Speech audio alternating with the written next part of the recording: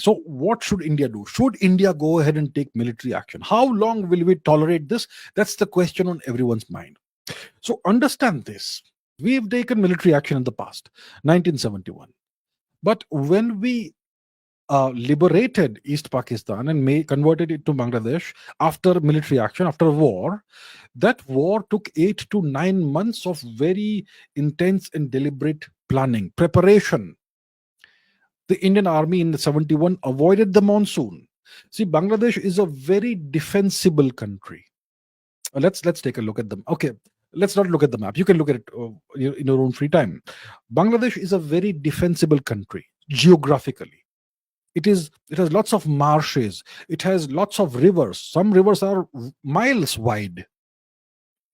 It's not a piece of cake to just walk into the country and take it. Of course, it's possible. It's not like they've got some very powerful army or anything, but it's a very defensible country.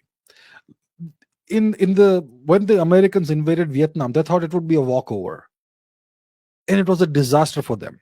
The US military is incredibly, even at that time, was incredibly more powerful than the Vietnamese military. And yet the Vietnamese were able to defeat the Americans. And now this action that we took, the military action, it succeeded. To a certain extent, it succeeded because we had help from the people of Bangladesh. They were tired of the atrocities that the Pakistanis were committing.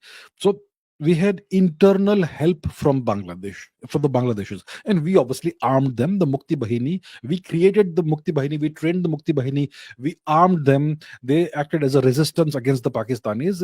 And that obviously had a certain small amount of impact on the war. Right? And in 71, our army bypassed all the cities, all the towns, all the centers of resistance. We bypassed it all. We bypassed all those centers.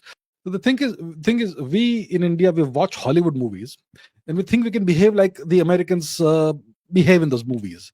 The real world doesn't work that way. And then the West, they are waiting for this. They're waiting for India to make a mistake. That's why they have dislodged Hasina, evicted her, and replaced her with Mr. Mohammed Yunus. Their hope is that they can push India into a conflict. And then that will give them the justification to destroy India economically.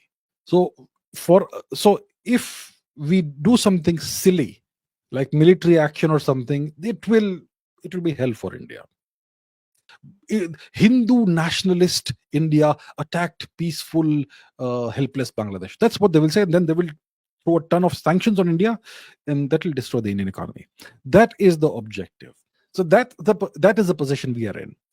At this point in time, the situation calls for calm, for patience, for restraint. Bide your time. India has to bide its time. We're going to have a lot of this in the next 10, 20 years. We have to find a way to navigate the world the next 10, 20 years.